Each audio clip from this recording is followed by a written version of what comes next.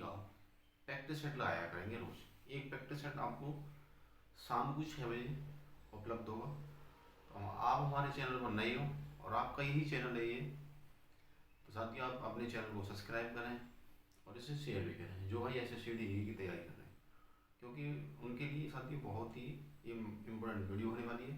क्योंकि इसमें सेट लगा करेंगे रीजनिंग और हिंदी का 20-20 क्वेश्चन होंगे दोनों के। तो डेली क्वेश्चन आपको सेट मिलेगा 6 बजे, शाम 6 बजे। इसी वीडियो को देखना ना भूलें। तो पहला क्वेश्चन है हिंदी का। हिंदी का पहला क्वेश्चन है, हिंदी भाषा की लिपि का नाम बताओ। हिंदी भाषा की लिपि का नाम, हिंदी भाषा किस लिपि से विकसित हुई है? तो साथियों आप जरूर बताएं। हिंदी भाषा की लिपि है देवनागरी लिपि। आपको यदि नहीं पता तो आप इस क्वेश्चन को नोट करें, यदि पता है तो कोई अपना आंसर अपने मन में रखें। दूसरा क्वेश्चन,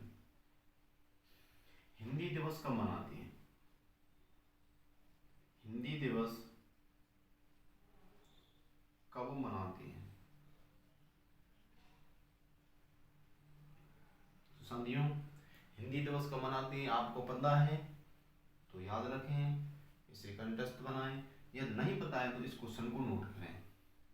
तो इसका आंसर होगा 14 सितंबर। आगे तीसरा क्वेश्चन होगा, नोट करते चलना है क्वेश्चनों को। हिंदी को भारत की राजभाषा, राष्ट्रभाषा नहीं कहते, राजभाषा कहते हैं। राजभाषा का मतलब होता है सभी राज्यों का समूह, सभी राज्यों की भाषा। तो इसलिए कहते हैं राजभाषा को घोषित कब किया?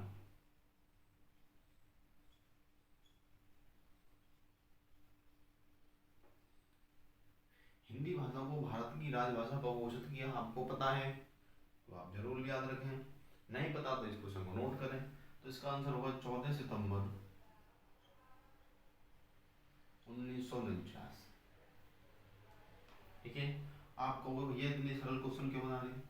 क्वेश्चन कोई अपने आप में सरल नहीं होता और अपने आप में कोई कठिन नहीं होता, बस आपको याद रहना चाहिए।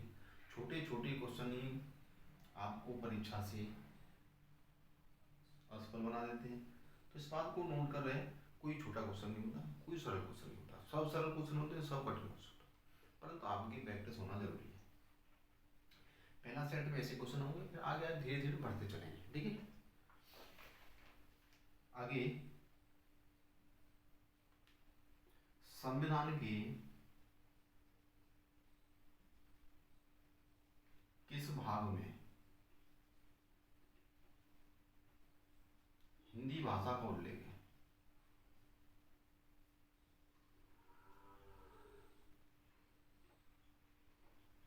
आपको यदि पता है तो याद रखें, नहीं पता तो इस क्वेश्चन को नोट करें। तो देखिए साथियों, हिंदी भाषा का जो उल्लेख है किस भाग में संविधान की, तो भाग नंबर 17 में। ये भी ध्यान रखें, भाग नंबर 17 में इस भाषा का उल्लेख है। अगला क्वेश्चन 5वां, हिंदी वर्णमाला में कुल अक्षर कितने होते हैं? भैया हिंदी वर्णमाला में कुल अक्षरों की संख्या कितनी होती है आपको पता है? कोई कोई किताब तो आपको 49 बताएगी, 48 बताती है, 52 बताती है, आप किसे टिक करेंगे? तो साथ ही याद रखना है, आपको जब हिंदी वर्णमाला पढ़ाऊंगा तो उसमें आपको एक एक अक्षर गिना के बताऊंगा और टोटल अक्षर होती है हमारे 52। ध्यान रखना, जब 52 ऑप्शन हो तो 49 पर टिक करना है, जब 49 और 52 है तो आपको 52 पर टिक करना है, यह ध्यान रखना है। आगे घी, घी में कौन सी संज्ञा है?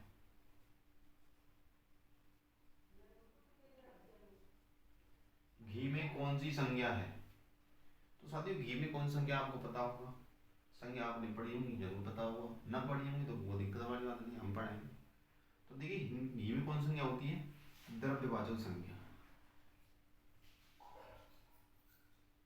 जो तरल वस्तुएं धातुएं वो सभी द्रव्यवाचक होते हैं। घी, सोना, पानी, दूध, लोहा, क्या है, इसे द्रव्यवाचक है। ठीक है, ध्यान रखना है इनका। और संज्ञा कितनी प्रकार की होती है? 5 प्रकार की संज्ञा होती है, सभी बताऊंगा।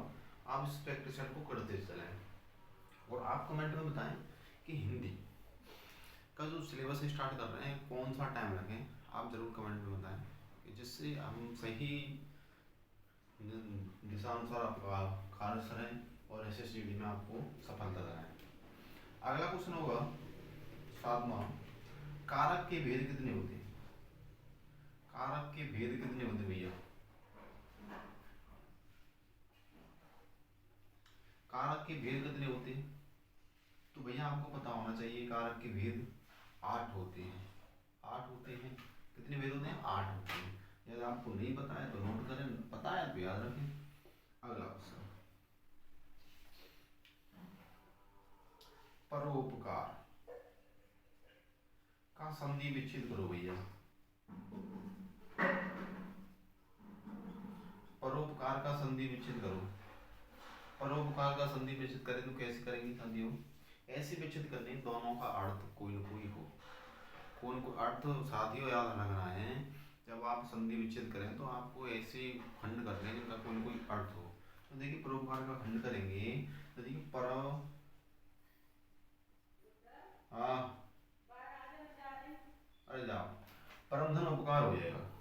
ठीक है, परम धन उपकार, परम धन उपकार, तो परम परोपकार होगा, परम धन उपकार हो जाएगा भैया। ठीक है, आगे 9वां क्वेश्चन होगा, संयुक्त व्यंजनों की संख्या कितनी होती है? संयुक्त व्यंजनों की संख्या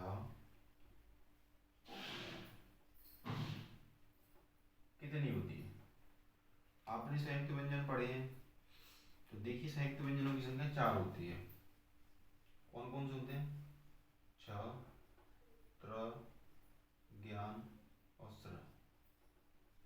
ठीक है, अब इनके खंड बताऊं कौन सा अक्षर किसके सहयोग से बनता है, अगली वीडियो के माध्यम से सुनना, जब आपको बड़वाला पढ़ाऊंगा। 10वां क्वेश्चन होगा, अग्नि के पर्यायवाची कौन कौन से होते भैया? अग्नि के पर्यायवाची,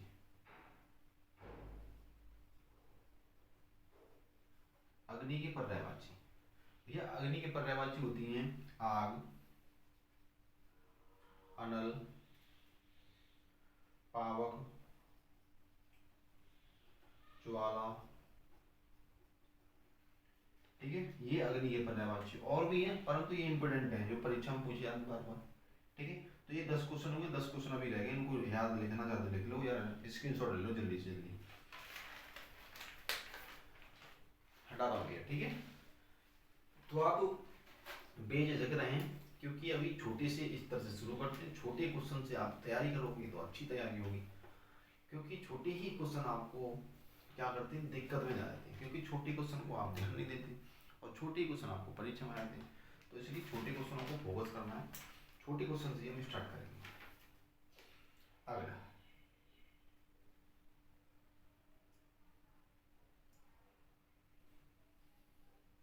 12वां क्वेश्चन हुआ,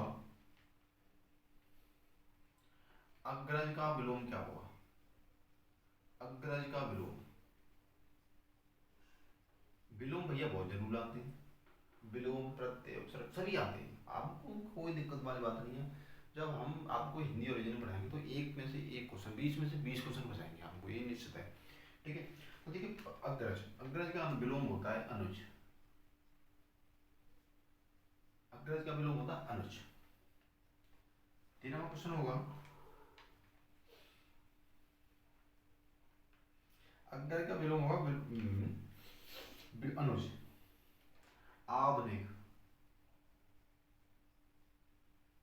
आधुनिक का प्राचीन, आधुनिक का विलोम, आधुनिक का विलोम क्या होगा आपको पता है तो कमेंट करें, और नहीं पता तो आप इस क्वेश्चन को नोट करें। आधुनिक का विलोम होगा प्राचीन। 14वां क्वेश्चन होगा, जिसे जीता न जा सके, जिसे जीता न जा सके,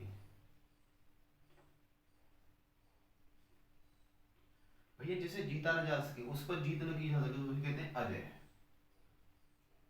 अजय, जिसको जीता ना जा सके उसे कहते हैं अजय। जिसका कोई शत्रु न हो, जिसका कोई शत्रु न हो, तो भैया उसे क्या कहते हैं, आप कमेंट जरूर बताएं। ऐसी क्वेश्चन करा रहा हूँ जो परीक्षा में अभी तक आ चुके हैं, और हर एक सेट में ऐसे क्वेश्चन मिलेंगे, आपको दिक्कत न लें, ठीक है। जिसका कोई शत्रु न हो उसे कहते हैं अजात शत्रु। अजात शत्रु। आपको भैया मैं पहला सेट करा रहा हूँ आपको, और आपको हर एक क्वेश्चन को लेकिन जब आप परीक्षा देने जाएं तो आप मैच करना, हिंदी और रीजनिंग के क्वेश्चन आपको कितने मिले, ठीक है। ये आपको फोकस करके कहता हूँ, आपको ये इंपॉर्टेंट बात कहता हूँ। आप अभी हमारा प्रैक्टिस सेट पहला स्टार्ट हुआ है, आप हर एक क्वेश्चन को लोगे सेट को, आप परीक्षा देने जाओ तो आप देखना कितने मिलान हुए आपकी इस परीक्षा के माध्यम से मैंने तैयारी करी, कितने क्वेश्चन मिले आपको, ये ध्यान रखना है, ठीक है। तो साथियों आपको ऐसी बात नहीं है, बहुत ही अच्छी तरीके से क्वेश्चन बना के देता हूँ। आगे, आम, केला, खेत का तत्सम बताइए। का तत्सम शब्द होंगे भैया, आम का, केला का, खेत का तत्सम शब्द क्या होंगे, तो भैया आम का होगा आम्र, केला का होगा कदली, और खेत का होगा क्षेत्र। ध्यान रखना है, आम का आम, केला का कदली, खेत का होगा क्षेत्र, तत्सम शब्द। जब तत्सम शब्द दे रखी हो तो ये तद्भव हो जाएगी, ठीक है। आगे 17वां क्वेश्चन हुआ,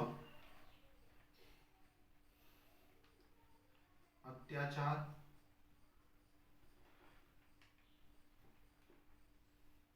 अभ्यास और उच्चारण में उपसर्ग बताइए। में उपसर्ग बताइए भैया। अत्याचार, अभ्यास, उच्चारण में उपसर्ग क्या क्या होंगे देखिए। देखिए उपसर्ग की पहचान कैसे करें, इनका संधि विच्छेद कर लो, वही उपसर्ग है। देखिए अत्य धन आचार हो जाएगा, अत्य धन आचार, अत्याचार का संधि विच्छेद अत्य धन आचार। तो भैया उपसर्ग आपको ध्यान रखना, उपसर्ग हमेशा आगे लगते हैं शब्द के आगे, उपसर्ग हमेशा आगे लगते हैं, उनका लगती उनका अर्थ बदल जाता है। किसी शब्द के आगे जुड़ जाए तो उसी शब्द का अक्षर वो शब्द अर्थ होता है क्या होता है, बदल जाता है, ठीक है। अभ्यास का हो जाएगा अभिधनास, अभिधन आस, ठीक है। तो अभिधन आस ये इसमें अव्यय हो गया, इसमें अत्य हो गया। उच्चारण की बात करें, उत्तधन चारण हो जाएगा भैया, उत्तधन चारण, दोनों को मिलाएंगे तो उच्चारण बनेगा, संधि विच्छेद उत्तधन चारण होगा। हमने बताया तो उपसर्ग हमेशा कहाँ जोड़ते हैं, शब्द के आगे जोड़ते हैं, उनका अर्थ बदल देते हैं जोड़ते ही, तो ये उच्चारण का उपसर्ग हो जाएगा उत्त, ठीक है, ध्यान रखना आपको। 18वां क्वेश्चन होगा,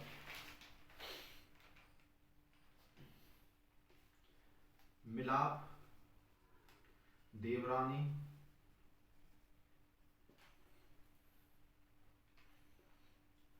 सुनार में प्रत्यय बताइए। में प्रत्यय, मिलाप में, देवरानी में, सुनार में प्रत्यय कौन से होंगे, तो देखिए प्रत्यय इनका भी खंड कर लेंगे। मिलधन आप हो जाएगा, मिलधन आप, देवरानी करेंगे देवधन रानी, सुनार करेंगे सुनधन आर, सुनधन, सुनधन आर। देखिए भाई प्रत्यय हमने बताया, प्रत्यय हमेशा पीछे जोड़ते हैं शब्द की, जब किसी शब्द के पीछे कोई शब्द जुड़े हैं, अक्षर जुड़े हैं, उसका अर्थ बदलते हैं उसे कहते हैं प्रत्यय, और उपसर्ग हमेशा शब्द के आगे जोड़ते हैं, ठीक है। भैया इसमें कहाँ जोड़ रहा है आप, मिल में आप जोड़ दे तो मिलाप हो जाएगा, तो प्रत्यय क्या हो गया आप। देव, देव में रानी जोड़ दो देवरानी बन जाएगा। कौन सा शब्द जोड़ा हमने, प्रत्यय पूछना है तो पीछे वाला प्रत्यय को रानी, ठीक है। सुनार का संधि विच्छेद सुनधन आर हो जाएगा, हमने बताया प्रत्यय हमेशा पीछे जोड़ते हैं, तो आर को जोड़ते हैं सुन में भैया सुनार हो जाएगा, ठीक है। सुनार में आर हो गया प्रत्यय, देवरानी में रानी प्रत्यय हो गया, और मिलापे में आ प्रत्यय हो गया, बात समझ में।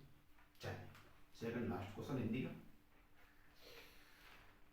दाल न गलना, दाल न गलना कॉमा आग में घी डालना, आग में घी डालना। देखिए भैया इनके मुहावरे अर्थ बताने, ये दोनों मुहावरे इनका अर्थ बताना है। देखिए दाल निगलना, जैसे आप कहीं बात को अपनी को पेश करते हैं परंतु आपकी बात सुनी नहीं जाती, वहां उसे कहते हैं दाल निगलना। आपने बहुत जत्न कर लिए परंतु आपकी बात किसी कोई न चली, तो आप क्या कहेंगे भैया वहां पर दाल निकल रही हमारी, है ना, यही तो कहेंगे। हमारी वहां पर दाल निकल रही, हमारे बस की बात नहीं है वहां जाना, ठीक है, हमारी कोई सुनता नहीं, तो उसे कहते हैं दाल निगलना। इसका आंसर होगा दाल निगलना, समझ में आई। अब देखें आग में घी डालना, आग में घी, तो जैसे कहीं पे लड़ाई हुई, ठीक है, आप वहां पर बिचौलिए के तौर पर पहुंच के थोड़ा सा किसी को उकसाया, किसी को उकसाया, तो उसे क्या कहते हैं आग में घी डालना। किसी व्यक्ति को उकसाना ही आग में घी डालना होता है। जैसे आप कोई दो गुटों में लड़ाई हुई, आप पहुंच गए, आप वहां पर कह रहे हैं अरे ऐसे नहीं ऐसे करना था, ऐसे नहीं ऐसे करना था, तो आप क्या कर रहे हो आग में घी डाल रहे हो, ठीक है, उसी के समान है आग में घी डालना, ठीक है। तो बात समझ में आई मुहावरे का अर्थ। लास्ट क्वेश्चन हुआ हिंदी वर्णमाला में स्वरों की संख्या।